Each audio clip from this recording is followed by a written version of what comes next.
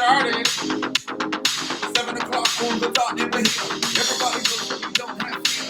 Everybody knows that I am up here. You know that's we are me. I don't know what I'm talking about, but I am giving a little something up.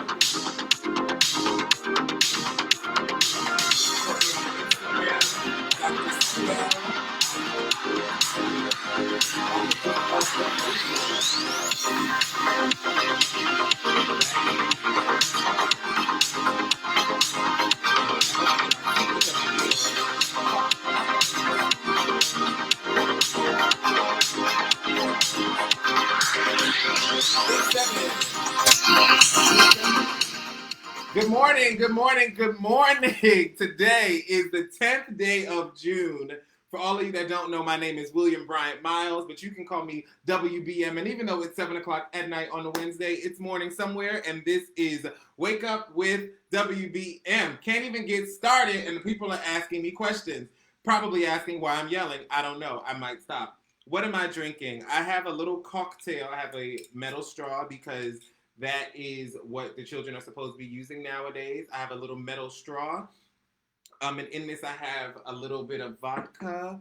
It's kind of my take on a mule. It's got a little bit of some fresh seasonal fruits, some ginger going on. And yeah, that's going to just bring me all the joy that the world has not given me at this time. That's what it's going to bring me. Today, I have a lot to talk to you kids about. I'm really excited to be here with you. Yes, even your dog ass and your bitch ass. Excited to be here with all of you. And, you know, I'm just hoping that we'll be able to have a whole lot of freaking fun. So first things first, we're going to try this face again. I got to go out and I was dancing in the park. I know that that's illegal now for black people to dance on the streets, but I was dancing in the park. And I got to have a fun in the sun. And so I'm a different color now than I was the last time, slightly, just a bit more warm. And we already know that this makeup here is already too cool. So this is going to be really fun to see where we end up. But I'm determined while I wait for the right colors to arrive or me to get up the nerve to go into an actual store. I'm finding I am determined to try to make this work. So let's just see where we end up. I'm going for today's look. I'm giving you, I'm channeling my inner Fela Kuti, and so we're going to give you some African realness, and you'll see where we're going with that. But the beat is not going to be like the African girls. It's just going to be a nice, simple, everyday beat, and then we're going to go to the shrine and have a good time. So, first things first, as you know, the world is continuing to crumble around us. I am still doing my best to inspire you all with joy. My face. But also, I'm doing a 30-day exploration of black and gay people, or excuse me, black and gay characters on screen. Today was day 10. We talked about Spin City. We had Carter Haywood as played by, not Carter Haywood, what was his name? Child, I'm sorry, it's been a long day. But Haywood is his last name. Played by, I think, but it was Michael Boatman that played it. I know that much. And it was on air from 1996 to 2002. Black man, one of the first openly gay characters as a series regular of anybody. This is before Ellen came out. This is before Will and Grace. And yeah, so, you know, check it out. Hashtag Black Gay and on screen and see what that's all about. So as you know, the world is, this is so cheap. Why is this doing that? But as you know, the world has gone to shit. And with that, we had our beloved Nancy Pelosi and all of the people, you know, from the Senate and whatever, wearing them damn stoles. Now, a lot of y'all was mad about the stoles, but I have to be honest. My issue was not the stoles so much as it was that fucking knee. And I'm going to tell you why. Because I'm a person that believes that, like, especially when it comes to fashion, I kind of want people who are from outside my community to embrace my community's traditions, right? Like, I think it's exciting when people who are different than you are like, I enjoy the way that you look. Not the way you look. I'm not talking about, like, your genetic features or whatever, but I enjoy what you're wearing. You know, there's so many garbs, and I feel like I've talked about this here before, but there are so many world garments that inspire me. Like, for instance, I love Indian formal dress. I just love the layers of the sari. I love the silks, the stones, everything about it. I'm not Indian, you know what I mean? And so should I never be able to wear that? Now I do think there's a difference though. Like if I wear it and I think that it makes me Indian and I wear it and I go to my Indian friend, I'm like, hey girl, and I put on, some bad Indian accent and I think that now I'm Indian, I think that that is a problem. But I don't think there's anything wrong with me wearing it. And I don't think there's anything wrong with them wearing the stoles as a thing, right? Wearing the stoles as a thing. My issue is when you wear it and you think that now you are a part of the culture. You think that you are something that you're not, or that you have a connection to it in a way that you don't. And I also think it's problematic when they are sacred things, right? Like, so if I'm telling you that, this gold lame is like, this is what we wear when we go to funerals and we bury our dead in, maybe you shouldn't just wear it to the club, or that, and then also, of course, there's a problem where people think, like, if I just start wearing saris and acted like I discovered saris, I think that that's a huge problem, right? If you don't acknowledge the fact that long before you came into existence, these things were there. You know what I mean? So that's where my issue comes into play. But if they want to wear these clothes, whatever. But what I'm upset with is that, like, the whole reason why people are taking the knee, Colin Kaepernick, all the unnamed soldiers out there on the front lines in the protests, and I'm kind of tired of saying front lines, but all of those people, the reason why we're taking a knee is to get your attention, policymakers. It's to get the attention of the people who make the rules and make the laws, so that they can make rules and laws that are fair and just and protect all people. And so I don't need the rule makers taking a knee. I need you making a different fucking rule. So that's why, for me, the kneel was like way more offensive, because it's like, while you are kneeling, you should be fucking making policy, trying to change minds if you need to reach across the aisle or whatever it is that you fucking need to do. Why are you taking a knee? The whole reason why we want people to take a knee in the general population, the lay people, is to just get your attention. So that shit to me is whatever. So that's what, whatever. And so then that brings up something else, which I saw was this Broadway girl, and this is related. She posted this video about how she was singing some song in her cabarets, and she just is like, I can't, I just have to apologize. I've just been so wrong for so long, and so I'm never going to sing this song again, because the song is about a black woman and I'm a white woman, and that's so incorrect to me. I don't know if I'm in the minority or the majority. I don't know if I'm labia minora, labia majora, but I don't give a fuck what songs you sing in your cabaret, girl. What? Like, I think there's a difference if you're trying to be cast in the role. You know what I mean? And then the gag was, this is the wrong color. The gag was, the song was I'm Here from The Color Purple. I just was like, girl, it is not even that deep as far as you singing it in your cabaret. Now, you wanting to be Celie in The Color Purple, I think that that's a problem. You not knowing that it's from The Color Purple, I fucked that up on my nose, but we'll fix it. You not knowing that it's Celie from The Color Purple, that is a problem. But you not singing the song, and then it's just like, you making it about you, Henny. We don't, like, this is not about you. Stop centering yourselves. But some people just really cannot be the center of the conversation. It's me, I'm people. But I can like know when to fucking fall back. Like, you cannot be showing up as a man to the feminist rally and just like saying like, I know that you were here to discuss how you've been wrong, but I just want to stand up and apologize. Bitch, this is not the time and the place.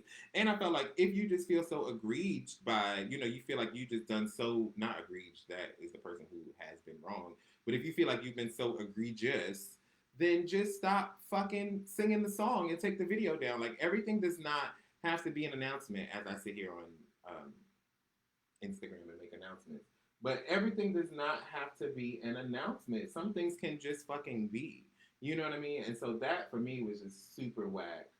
Almost as whack as this brow. And it was so funny because I started off so good on this side. But they say your brows supposed to be sister, not twins. So this is Kim Kardashian, Kourtney Kardashian. Not really getting along right now. So, and then this one is Khloe. So who knows what she'll look like? Because I have a unibrow, if you guys didn't know. Especially now that I can't go to my engines and get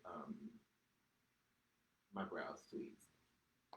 So That's what I got to say about that. And I just think that like we get into a really dangerous game when we start to be like, oh, only certain people can sing certain songs. You know what I mean? Like, so should Sarah Vaughan never sing "Send in the Clowns"? You know what I mean? Like, I just don't. I don't. That's not the game that I want to play. And there's too much going on in the world for me to be caring about that, right? Like, I just think I've given this more airtime than it's worth. But I just think that we don't want to get like I feel like a lot of things I'm seeing people are getting in the weeds and focused on the wrong things when it's just like, child, we got to keep our eye on the prize. You know what I mean? And you singing songs written by white people, let's call a thing a thing. You're singing songs written by white people and from a Broadway musical that was directed by white people, and the book of the musical was written by a white woman based on the book and characters written by a black woman. But like, let's just be clear about how all these things came to be.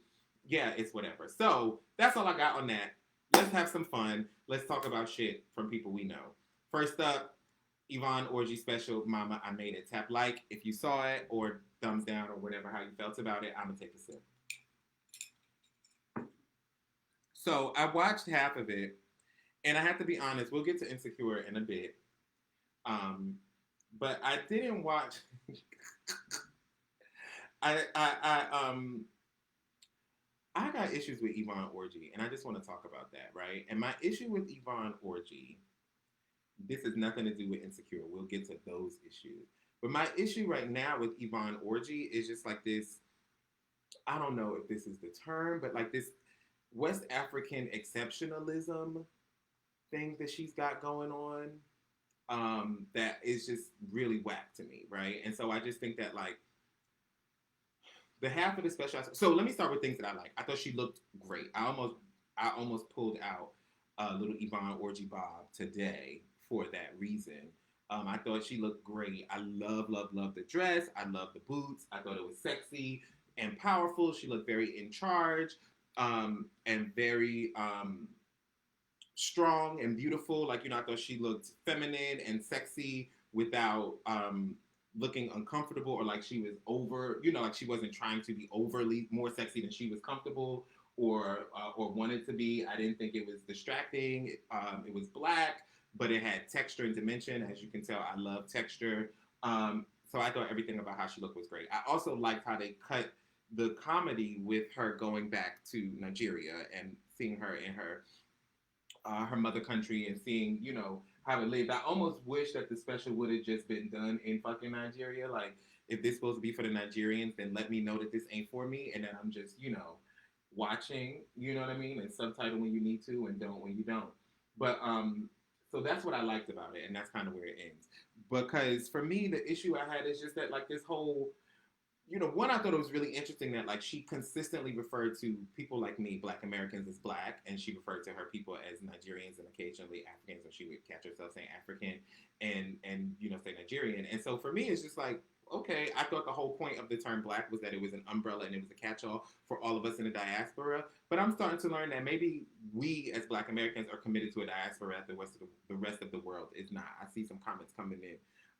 Someone said, C. Redmond 313 said the cut between the comedy and her trip to Nigeria was very Trevor Noah. Only difference was he did his show back in his country. And okay, there you have it. So I don't think I saw Trevor Noah's show. In fact, I know I didn't. But so that was my issue with, so I don't have that same issue because I didn't know. But I will say the one joke she made in terms of her originality, one joke she made that to me did not feel original was the whole thing about Americans lining up, because I've seen American comics make that joke about British people, because Americans to me don't really queue up, like line up that much. You know what I mean? Like, especially like New Yorkers, for example, are notorious for not lining up and like completely ignoring a line. Like if you go, maybe in Queens they line up for the bus, but like in Brooklyn, you come to a bus stop and it is a fucking free for all. And I've been guilty of just being like, yeah, bitch, I know you've been here 10 minutes before me, but the bus is here, it's raining, I'm getting on. Not talking about an old person or something, but my peers. And that is just like, welcome to New York. Like, we not lining up. I'm getting on this bus. You know what I mean? So I just felt like that was like inaccurate, A. And B, I've seen that joke made fun of like British people. And British people do love to queue. You know what I mean? British people, that is like a thing. That like British people will line up for anything. They are all about policy and appropriateness and like, don't ask, ooh, child, what did I do? What did I do? Oh my God, what did I do? Um, we can fix this. But and I was doing so well. Like I was doing so well. So that is my frustration with that whole thing of it all. Um, like I just didn't think that that was particularly original or accurate. You know what I mean? And so that was one major issue I had. That's probably why I should do my contour after I do my fucking foundation. But it is what it is at this point. So that was my issue with that. But then the overall issue I had was just like all of this stuff how she kept talking about, like she would constantly refer to Black Americans broadly as if all Black Americans, I don't know what circle she's rolling in, I don't know her friends, I'm not going to sit here and act like I do, but she would refer to them as like every Black person she talked about was just like this super hood, whatever, whatever, blah, blah, blah. Okay, girl, I can't tell you who you know, who you don't know. But why is it that every Black American is this hood person who doesn't value education? And then she talks about every Nigerian as if every Nigerian is some person who has 20 degrees and is exceptional. Like I just was like, girl, you rolling in the wrong circles because while your mama was a nurse at Howard University Hospital, I was a student at Howard University, and there, was very there was a plethora of super intelligent, super educated, multi generationally educated people who stood for nothing less than advanced degrees. And so I just thought that like it's so interesting to me. Like you telling me when you worked in public health that who had the only people that had advanced degrees who were black. I'm putting air quotes because apparently she's not, because she talks about black people and then she talks about Nigerians. Where people, and it was just like, and your mom's a nurse, no tea, no shade, but that is like you talking about. You come from this exceptional community, and that is like to me upper middle class, working class, like being a nurse. You know what I mean? And there's nothing wrong with that. My mom's an educator. She has multiple degrees, but that is not. I'm not gonna say and be like I've only been around people who have degrees on degrees on degrees. Like what, girl, bye. And then it also is like, what does it say about the community that y'all lived in if all of the people around you were all of the brown skinned folk around you weren't educated? Like, so what circles was your family truly rolling in? Let's call a thing a thing. Let's talk about it. You know what I mean? So that was my issue with it. And like I said, some of the jokes, and that was kind of like the crux of the humor. That's kind of where everything was living and dying. Was in like, let me tell you how. It was like the whole thing to me was like, let me tell you how. While I stand in America and take on the affect of a Black American, let me tell you how Nigerians are better than Black Americans. Girl, I don't need to sit here and watch that. But for those of you that liked it, my cousin said she liked it because she got her 23andMe. No, she did. Ancestry.com. And they updated her DNA. And so she thought she was Ghanaian, but they updated it. So now she's Nigerian. And so she felt like, she was like, I get the jokes because I'm Nigerian. That's obviously a joke between us. But like y'all can have it. But as for me and my house, I'm good, love. What somebody say, Al Too Real said, it's because we didn't know the history, and now Kente is more a legacy holdover. I missed what that was in reference to. And then C. Redmond said, between Black Americans and Africans that you know in her language, i.e., distinguishing. Oh, yeah. So that for me is why it was like, this isn't really, I'm not connecting to this in a way that makes me want to continue to engage. And I just had a personally challenging day. When I was, do I want to really just blast these eyes out? I don't. I do. And so I didn't really stay with it because it was just like frustrating me. And it was just like, I feel like, I want to see you win, sis, like, because I think that she's got a couple things going on. She's a Black woman. Why not win? You know what I mean? If there's going to be an HBO special on there, why not you?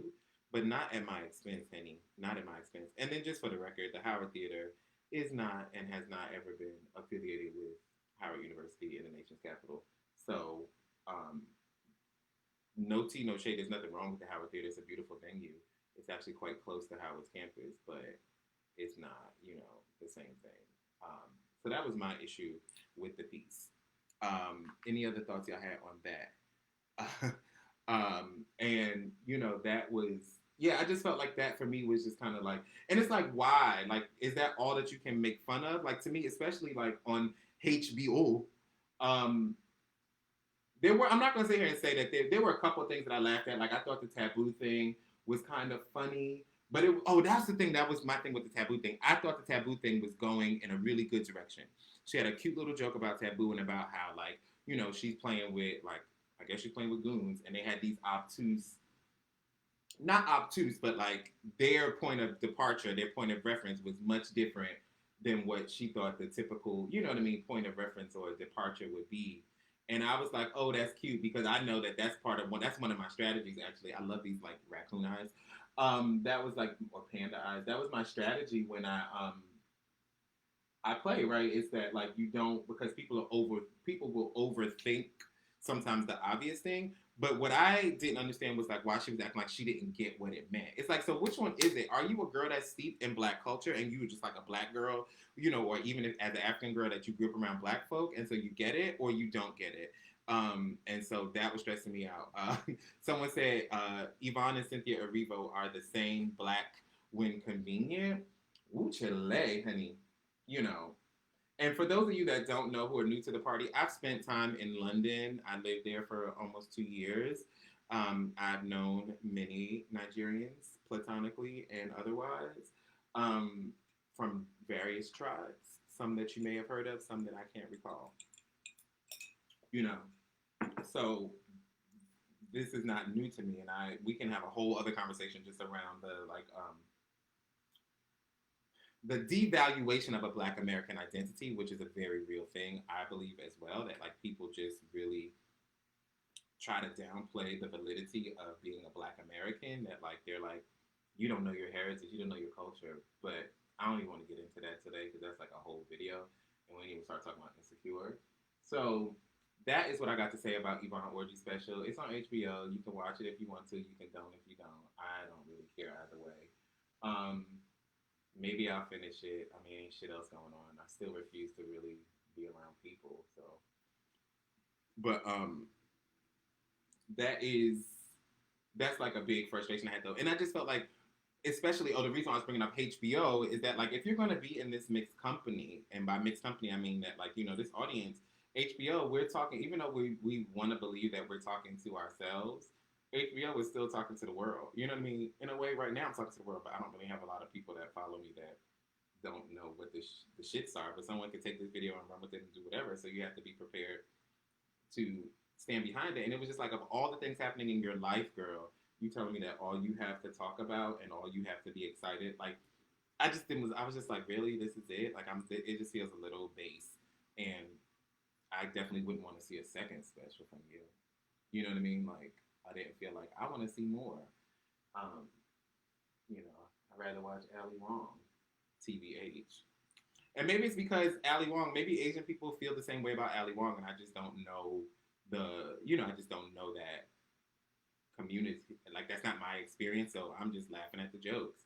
I don't know, but whatever.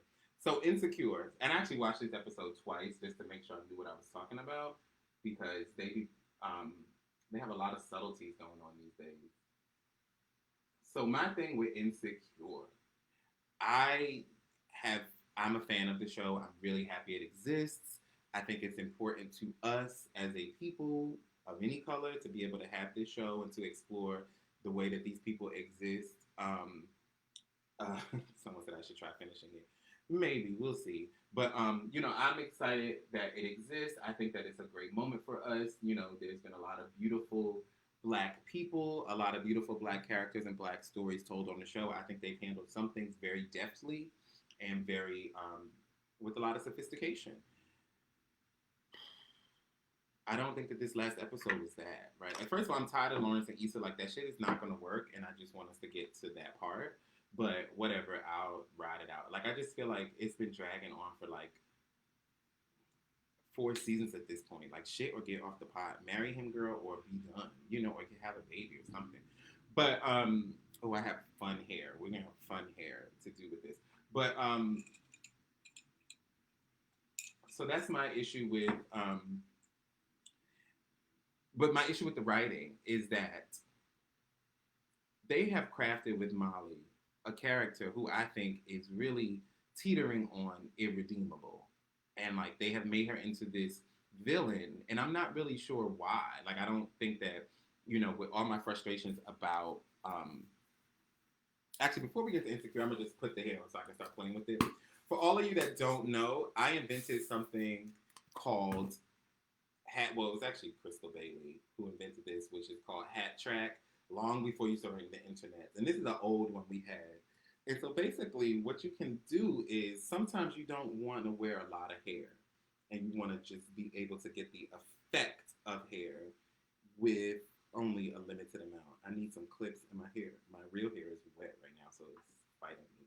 So this is going to be a whole moment that we're going to see in a second. But right now, as we get it together, we just have a few strategically placed pieces that communicate a story while the rest of it allows you to be able to just not be super hot.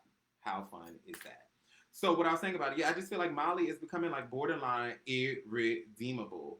Um, and she is just like, why is she so untenable? And that's like what I think could have been her redemption would have been her home. I'm not home. Her relationship with Andrew. You know what I mean? Where it could be like, okay, fine, you got beef with Issa, Team Molly, Team Issa. We've all been on different sides of that, you know, at different moments in our lives. And so we just are all going to, you know, take our sides and talk about that. I think that a case could be made for some stuff where Molly is like, okay, girl, I don't agree. You know what I mean? Like, I don't really agree with much of anything Molly has done in that relationship with Issa recently, but I can understand some of it. I'm like, okay, girl, I see where you're coming from. I wouldn't do it that way, but I see it. But then it's like the whole shit with Andrew's brother.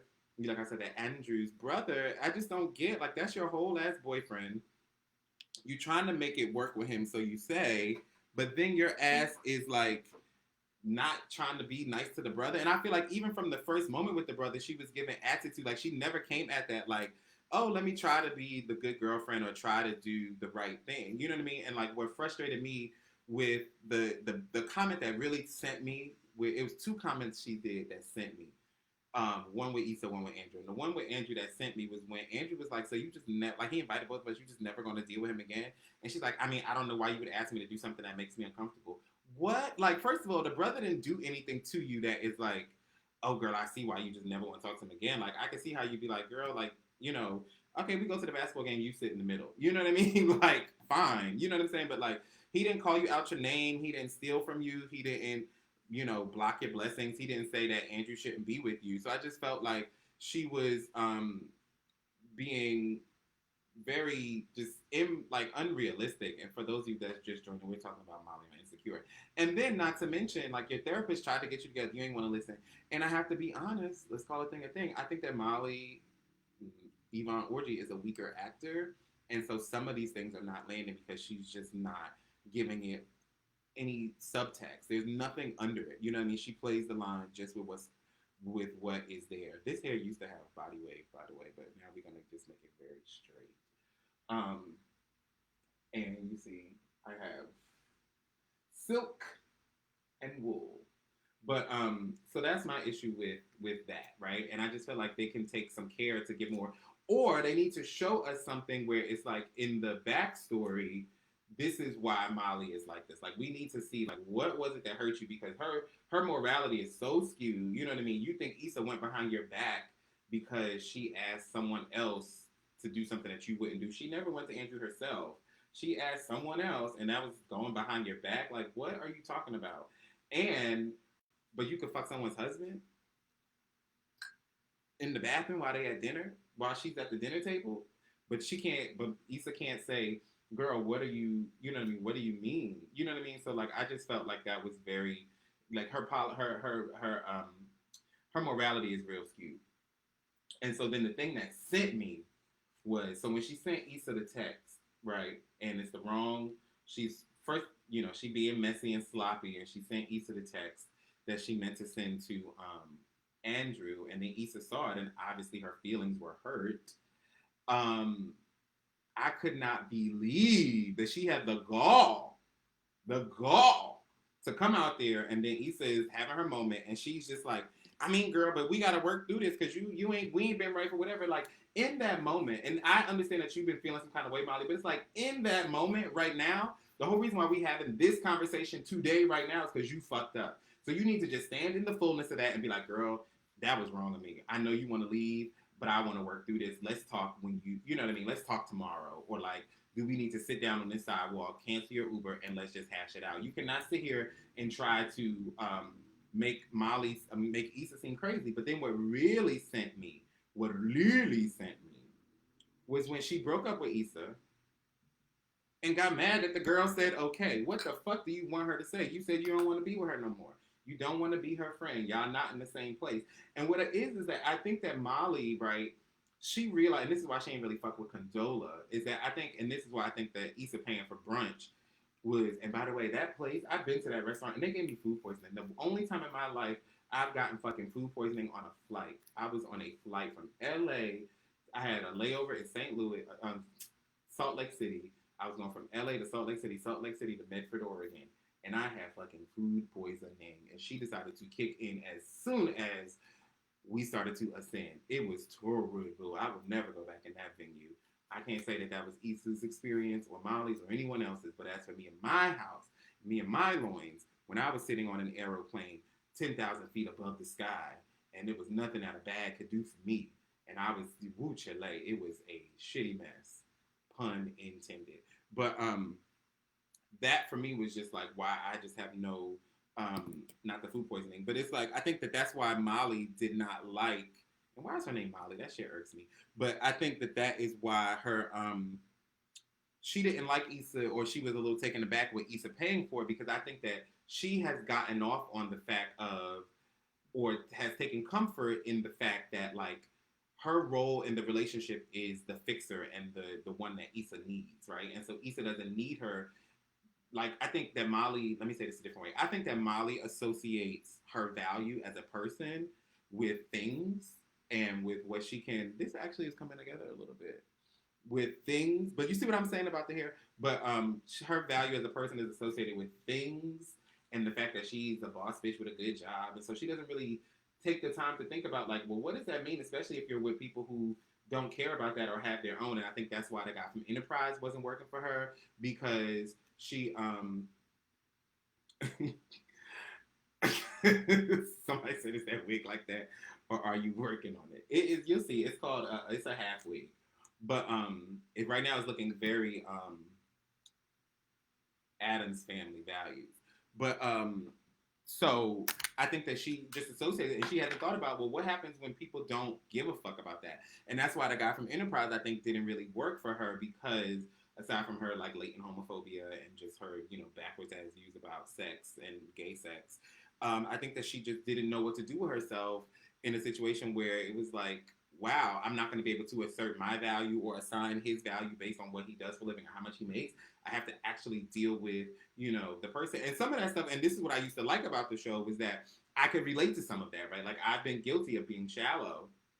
And, you know, and so I was like, I get that. And to me, that's what made the show really refreshing and interesting. And there were still some complexities, because we also could see while she's being fucked up with these men, she was being a good friend to Issa. You know what I mean? And like, and I think that that's where they also could have used the other two girls as a way to show a more balanced portrayal of her. That like, if I just want to see her being like good somewhere, because she's fucked up with her parents, like that whole thing about being mad about something that ain't got nothing to do with her.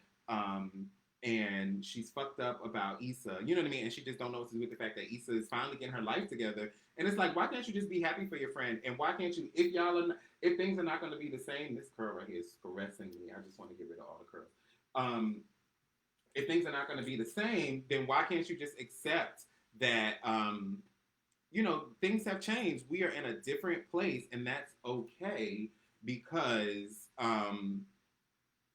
things evolve, but we should still be able to be good. I think that we all have friends that you look back on and you're like, wow, in 1998, or that's probably a long, long time ago, but you know, in 2008, I was running the streets with so-and-so and so-and-so, and she know where the body's buried back when I was being raggedy with this, that, and the third. I ain't spoke to her in a year. We're still good because we are standing in the truth of like, we're in different places. You got 3 kids and, you know, a husband and a man on the side, and I'm just over here singing sexy and free. We're moving in different ways, but that doesn't mean that I have to like take offense to that you decided to have these kids and a man on the side doesn't have nothing to do with me. You know what I mean? It's like, and if I do have a feeling about that, then I say like, one thing my mother said to me always as a kid growing up, and I love this and it sticks with me, is that she said, If you want to be a friend, if you want to have friends, you got to be friendly. You got to be a friend. If you want to talk to somebody, talk to somebody. If you ain't heard from somebody, you want to hear from them, pick up the phone and call them. You don't have to make it into this whole thing. And they're like, yes, I know that the phone works two ways, but then you have to decide for yourself what's more important. As the therapist said, do you want to be right and be like, well, I ain't heard from that bitch because she ain't called me? And sometimes you want to do that. You want to just be like, you don't call me, we ain't got nothing to say. But then also don't be mad when they do decide to call you. You know, she did decide to go to brunch. Why is she being upset about that?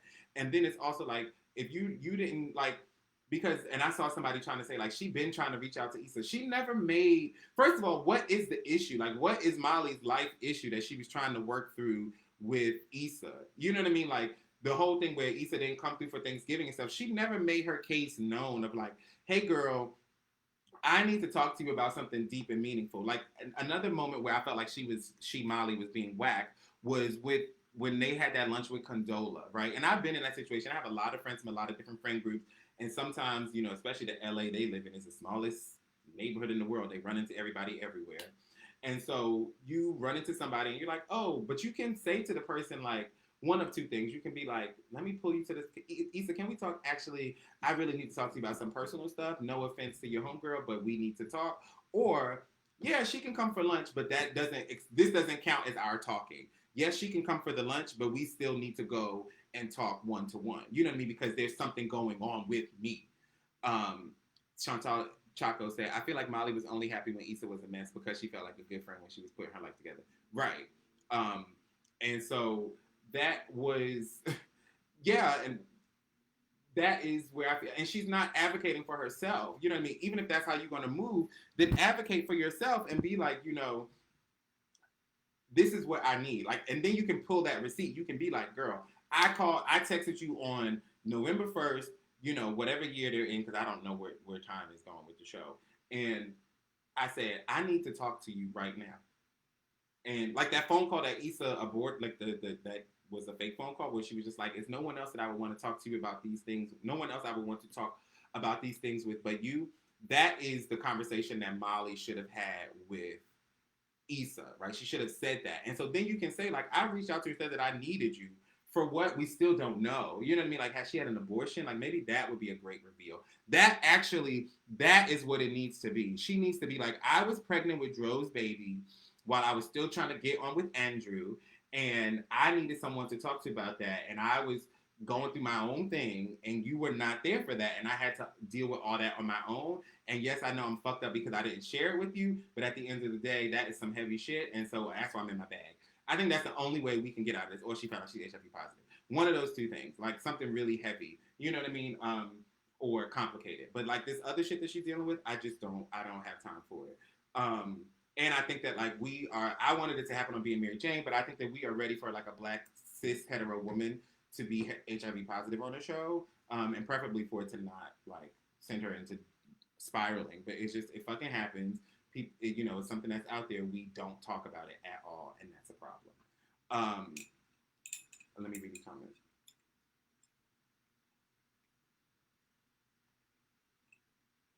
So that is like my issue with her, and so I just couldn't believe that she did that. So this is what we do. The next step with this, right? And I guess this is maybe I'm being culturally appropriating right now. I'm culturally appropriating drag queens and women. So we're going to make a little fake gay lay spelled Gaylay, gay lay, haha. Um, and so you just take that, and then we're gonna make sure that you cover all. I'm gonna see if I can do this the right way. We're going to take this. You want to keep the hair down, and then we're going to take this. We just have a few pieces out. You know what I mean? We're going to take this, and then we're going to. This is where it gets tricky, and I usually like to do this standing up, but we're going to work it out. So we're going to take this, and we're going to twist it. I'm getting some of this plastic hair in there, but we do what we have to do. Just keeping that hair out of it, and we're gonna twist it. And the thing is, you want to really twist it tight, but not too tight that you get a headache. Especially with me, I get headaches easily from head things, and I already have the cap on with the hair. but this is also how we're going to secure it. So this is, you just want to make it nice and tight. C. Redmond said, I don't think people give enough credit to the fact that people get tired of having someone only call them to talk about themselves. That's real, but so tell me more about that, because I mean that's what Molly claims. But then I think that like it's this weird thing of like,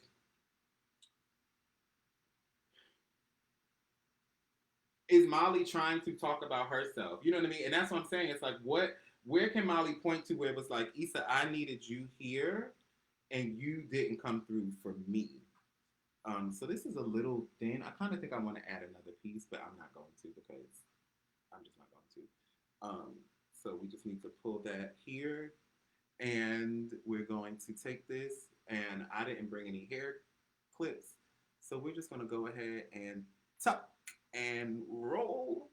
We're going to bring the hair forward, and there we have it. So, oh, that's cute, Miss Honey, but you're still going to have to take some scissors to the ends and even out those layers. Yes, this is a very quick and dirty. This is like, I'm just going to the shrine. I'm giving you fela tease, un click click, Yoruba realness. And this is a quick and dirty. I'm going to have to bring this back. And you can also, what I also like about this that I like to do, I don't do this often when I have the hair under, but you can, you know, Kendina Jones and just turn the wigs around and just get that centered. And there we have it.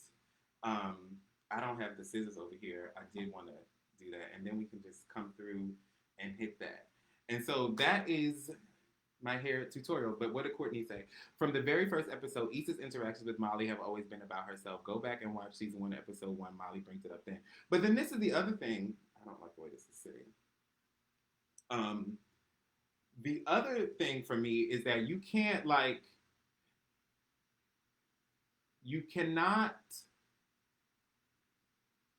how do I want to say this? Anyone can change their mind at any point in time, right? We are all allowed to change our minds. From the Facebook side, it's really not cute. But we're all allowed to change our minds.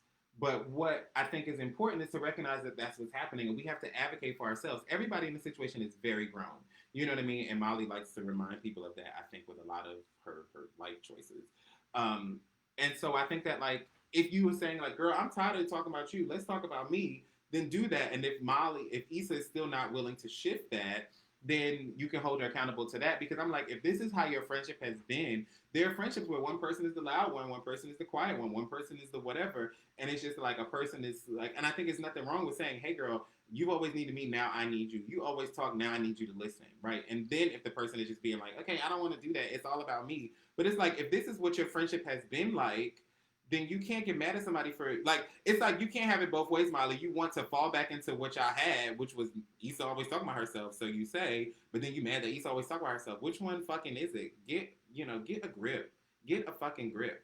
She is advocating for herself and everyone hates her now. She's not advocating for herself. She's not fucking saying what she feels. And that's my thing, is that she's having these conversations in her head with herself, and then she draws conclusions, and she's holding everyone accountable to the conclusion, not to the conversation. And that's my problem with Molly right now, is that, like, girl, you did not talk to these people about it. And if you did not like the way that the brunch went, instead of going to Andrew and be like, see, I'm trying, be like, and I've had to do this with people. I've had very, very close friends, very close. I mean, like, literal, like, we have been to the precinct together, friends, and we've had issues. And as we're rebuilding, you have a meal, you say something, you be like, all right, girl, that was a good meal. Still not there yet. Still working through some stuff, but we on the road. You don't, and then you've had conversation where you're like, nope, we're good. You said something I didn't like, I said something you didn't like, we talked about it, and now everything is good. It's like the problem is that she's not articulating clearly for herself. Michael Kilgore said, communication through anger is so easy to do, but they aren't good at communicating outside of high drama, passion, anger. That's real. It ain't even a day. It's a Molly. I'm sorry. I think that Issa has definitely stepped outside of herself in multiple ways and has tried to show up in different ways and is trying. And, like, even the thing I love that Issa did, right? And this is where I also have to give Issa Rae, the actor, credit, because I think that she has grown a lot. Like, I really am seeing the growth, like, from Awkward Black Girl to when the show started to season 1 to now. I'm really seeing her living in the moments in between.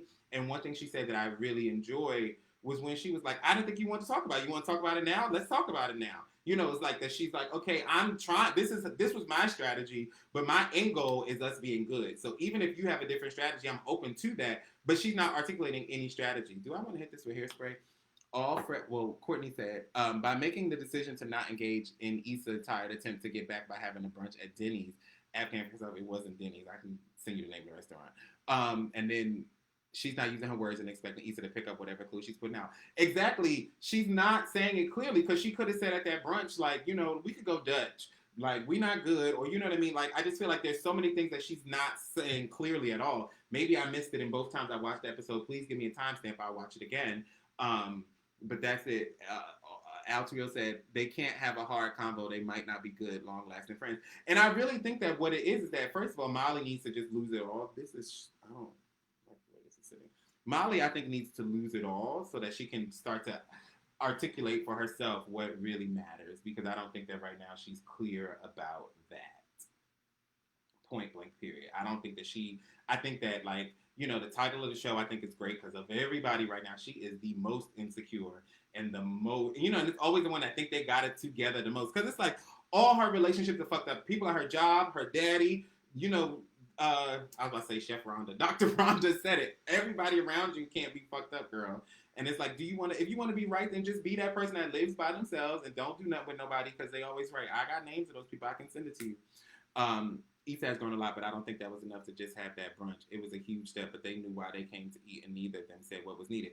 I think that brunch was like the first of several, right? And I think that the little house party thing kind of, I don't know, short-circuited or like moved it, in a way that was maybe sooner than they needed to or intended to. Over here we got some comments on Facebook. Part of the problem is that Molly isn't being honest with herself about what the problem is. Exactly. We all know that Molly needs work, but Issa also isn't a good friend either, said Kari Stallworth. Tell me more about why you think Issa's not a good friend, because I think that, like, short of being a psychic, this is my thing. I feel like people should be held accountable. People can only be held accountable to the requests you make. And I know that that's a big ask, but it's like, if you don't make the request, then I'm going to operate from what feels natural to me. You know what I'm saying? So it's like, if I'm always yelling and loud and you don't say that you need quiet, you can't be like, why are you so loud? But then if you say, hey, can you calm down a bit? It's a little loud in here. And I still decide to be loud. Then you can be like, you're a bad friend because I told you that I needed quiet. You know what I mean? And maybe you could intuit. And there are certain moments, I think, where maybe, like, obviously, if you're like, hey, we're at the funeral, we're looking at, Nana's dead body. Maybe this ain't the time to be loud. But then, I can somewhat understand the intuit. But I also can understand, especially if people know you for a long time, like, if you know that I'm going to be the one to make jokes, tell me on the front end, like, I need you today to not be. And that's what I've learned. One thing I've learned is to just start to ask, because I realized that some people just don't have it in them to volunteer. So I'll just ask, like, so who am I supposed to be today? What do you need from me in this space? Because that is not working for me. Some good comments over here on the Facebook. She's used to Issa not being there. She is using Issa not being there over Thanksgiving as an excuse for the issue that started when Issa started to make life improvements. Come on, somebody. Their relationship was a codependency. Come on, somebody. And she don't know how to shift that. And it's like, and the gag is, Molly, Issa gave you an opportunity to continue to be that for her, right? You could have just been like, all right, girl, I'm going to let Andrew hook you up. And then this whole thing would have played out different, because she'd have been able to lean on the fact that Andrew was, like, see, girl, I got you, Andrew, to come through, blah, blah, blah, blah, blah. But she didn't do that. Over here on the IG, I had pulled back from many Issas in my life, so I guess I personally identify with Molly. Ooh, you trash. And understand how you just don't have the energy as an adult to teach another adult empathy. It's not about empathy. I can't speak on your life situations, but this is not about empathy. This is not about empathy. This is about accountability, and Molly lacks complete and utter accountability. I kind of want to add another piece into this, but I'm just not going to do it. I don't want to mess it up. I think since Molly is so vocal and so outwardly trash, we look over Issa's downfalls. No, it's not about that, because I think every single one of us on earth, depending on the conversation and the situation, could be considered trash. And I don't know when you got here, but I was saying that, like, what I liked about the show before is that there was balance. My issue with Molly is that what's showing up with Issa is also showing up in her relationship with Andrew. She is completely wrong with how she's handling his brother. First of all, that's his fucking brother. He has been there before you. death aside, he will be there after you. It's your job to figure out how to make that relationship work.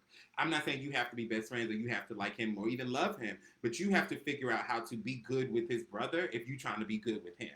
And that's on Molly. That's not on Andrew. And that's not even on the brother. You know what I mean? And I also think that the brother came out the gate trying to be warm. And I think that's why I'm saying the writing could have maybe given Molly a little more to work with if they were coming out the gate being a little stank, but they didn't do that.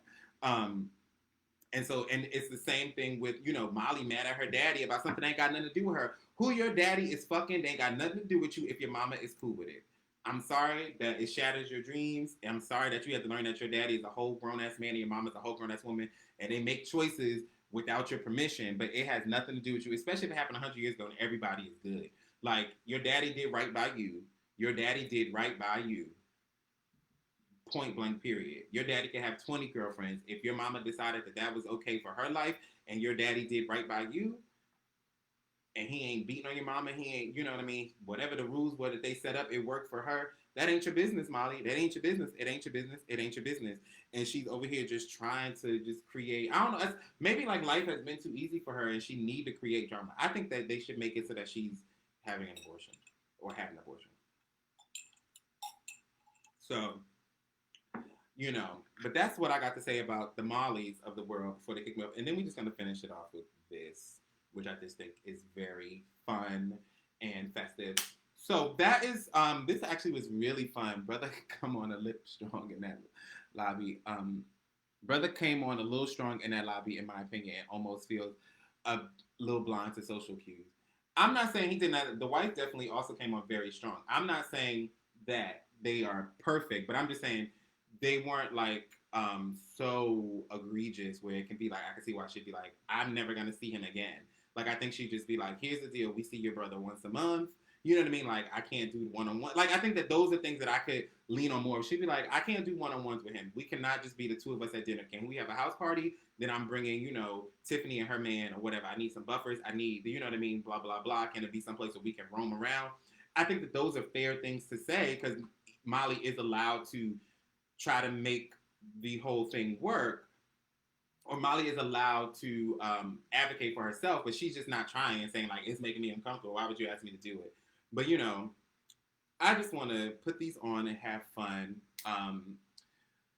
Before they cut me off, the network gives me 1 hour for my show, and so 1 hour is what you get. I just want to thank you all for joining me today. It's been a lot of fun. One thing I want to share with you all before we head out of here is I'm really excited about everything that's happening in the world, right? Like, I think change is happening, and it may, it's in a weird way, it's just like, wow, it was that easy, but it wasn't that easy. This is hundreds of years of work.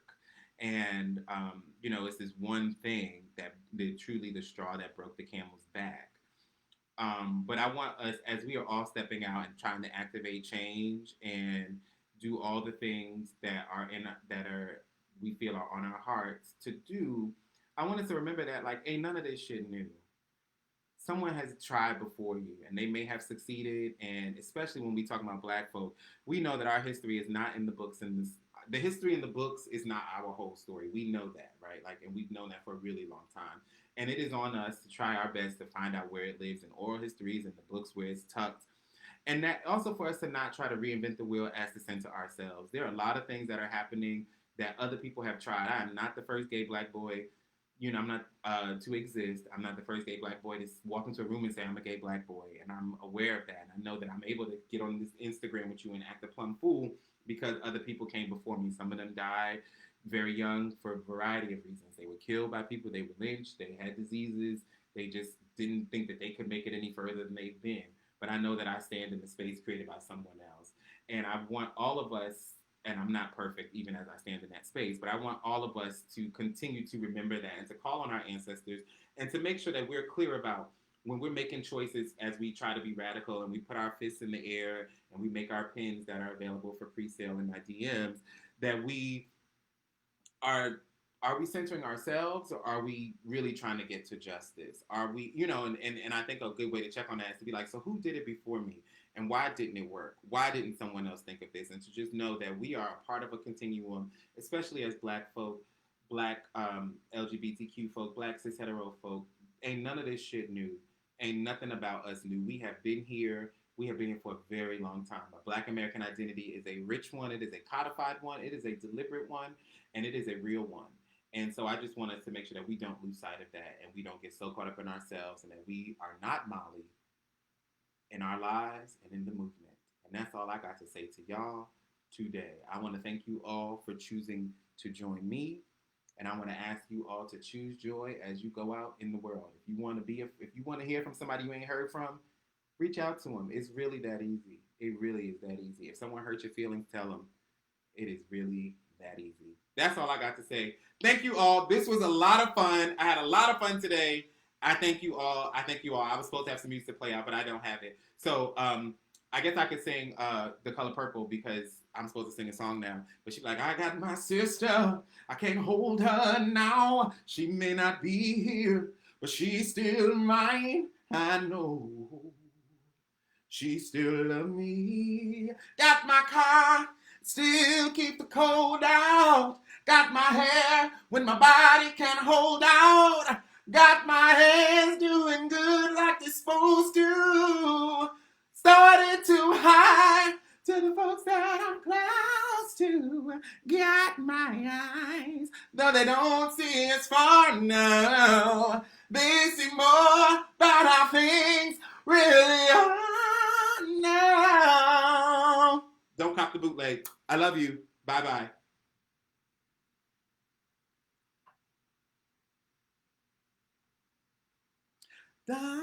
I'm gonna take a deep breath. Facebook only. I'm gonna hold my head up. Gonna put my shoulders back and look out that in the eye. Okay, that's all I got. Bye.